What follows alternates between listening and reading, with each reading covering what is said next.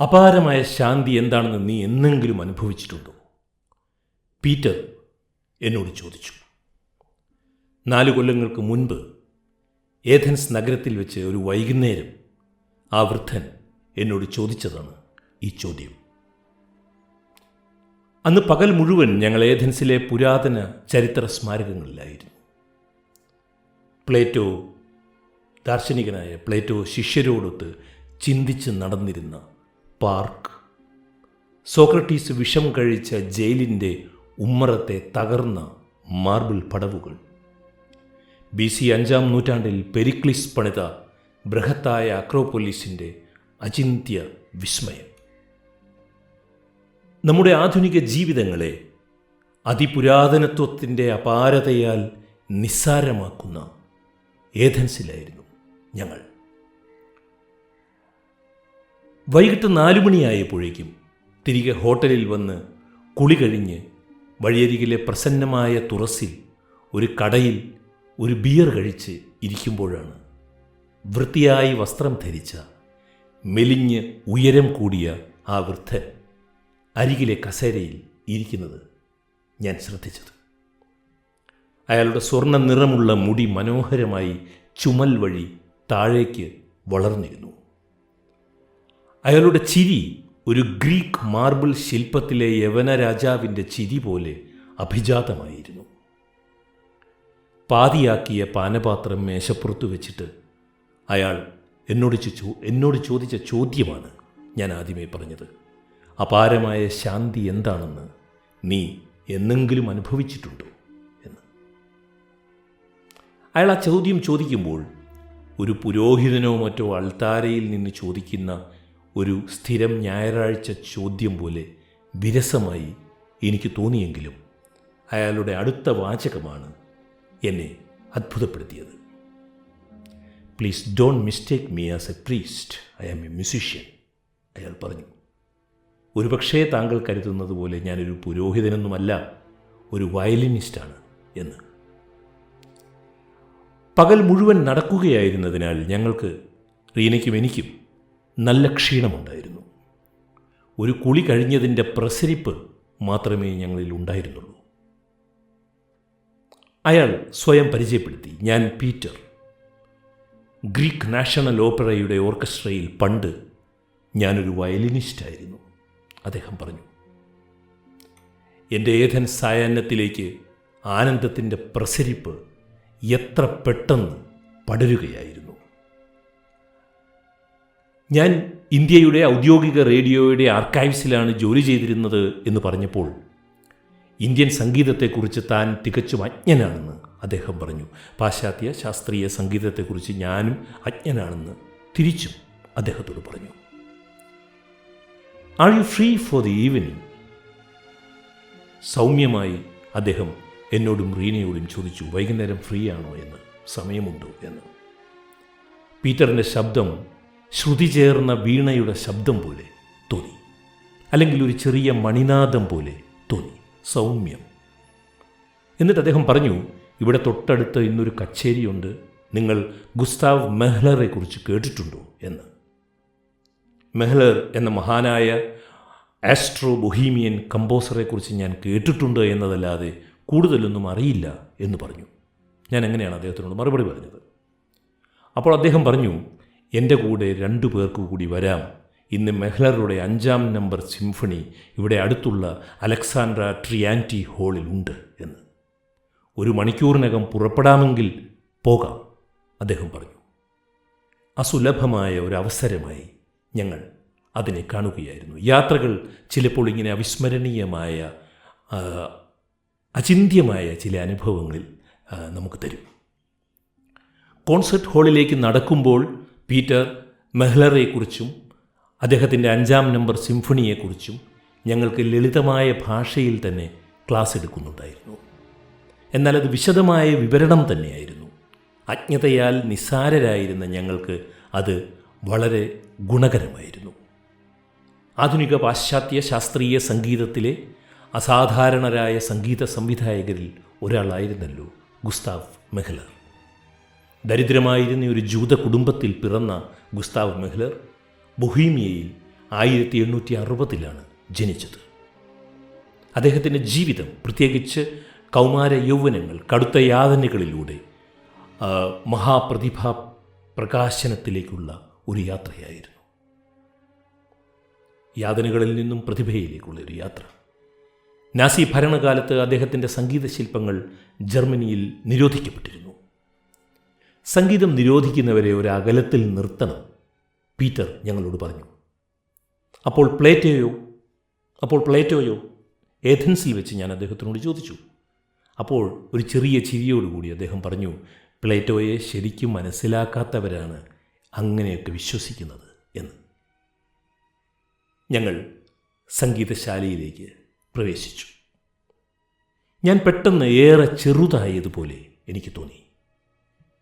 അതിബൃഹത്തായ concert ഹാളിൽ ആ വൈകുന്നേരം പ്രവേശനം ലഭിച്ചത് ജീവിതത്തിലെ ഏറ്റവും വലിയ ഭാഗ്യങ്ങളിലൊന്നായിരുന്നു എന്ന് ഇന്നും ഞാൻ കരുതുകയാണ്.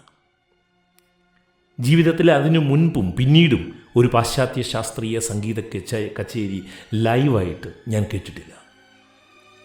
ഹോൾ നിറഞ്ഞു കവിഞ്ഞു എന്ന് പറയാൻ പറ്റില്ല. കൃത്യം സീറ്റുകൾ, എല്ലാ സീറ്റുകളിലും ആളുകൾ. പിന്നിലെ ബാൽക്കണിയിൽ അപ്രധാനമല്ലാത്ത കസേരകളായിരുന്നു ഞങ്ങളുടേത്. താഴെ വേദിയിൽ 100ഓളം കസേരകൾ, സ്റ്റേജിൽ 100ഓളം കസേരകൾ. ഞങ്ങളിരുന്ന് 20 മിനിറ്റ് കഴിഞ്ഞപ്പോഴേക്കും കലാകാരന്മാരെല്ലാം ഉപവിഷ്ടരായി. വൈകുന്നേരം ഒരു ബിയർ നുണഞ്ഞിരിക്കുമ്പോൾ അപാരമായ ശാന്തി അനുഭവിച്ചിട്ടുണ്ടോ എന്ന ഒരു ചോദ്യത്തോടെയാണല്ലോ പീറ്റർ ഞങ്ങളെ അസുലഭമായ, അവിസ്മരണീയമായി തീർന്ന ഈ ജീവിതാവസരത്തിലേക്ക് ക്ഷണിച്ചത്. പറഞ്ഞറിയിക്കാനാവാത്ത ശ്രവ്യാനുഭവത്തിലേക്കാണ് ഞങ്ങൾ അപ്പോൾ കടന്നത്. ഏതോ തപസ്വിയോ ദാർശനികനോ നിശബ്ദമായി സത്യാന്വേഷണം നടത്തും പോലെ സംഗീത സംവിധായകൻ സ്വരങ്ങളെ അന്വേഷിക്കുകയായിരുന്നു. വേദിയിൽ ബാറ്റൺ കയ്യിൽ ഉയർത്തി.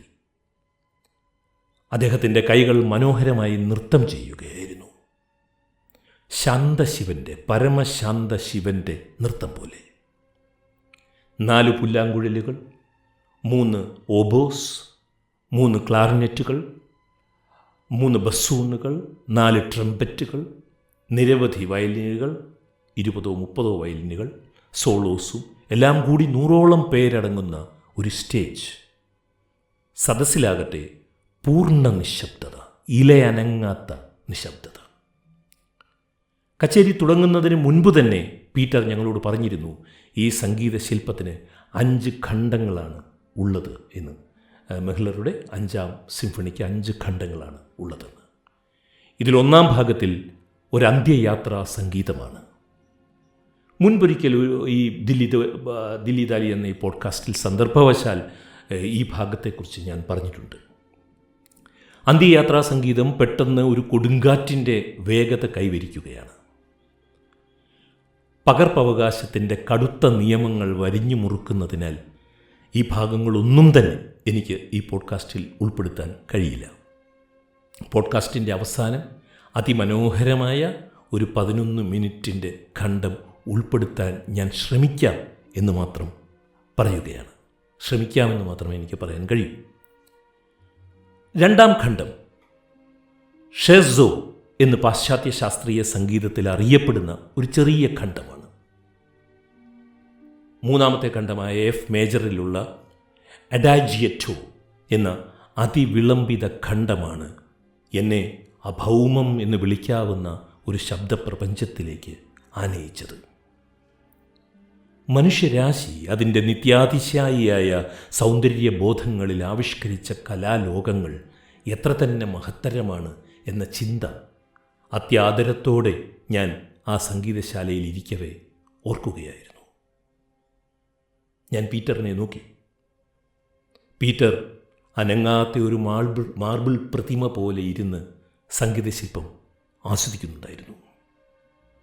എൻ്റെ സംഗീതാസ്വാദനത്തിൽ ഇന്ത്യൻ ശാസ്ത്രീയ സംഗീത കേൾവിശീലത്താൽ ശരീരം പാട്ടിനൊപ്പം ഉലയുന്ന ഒരു പതിവുണ്ടെനിക്ക്.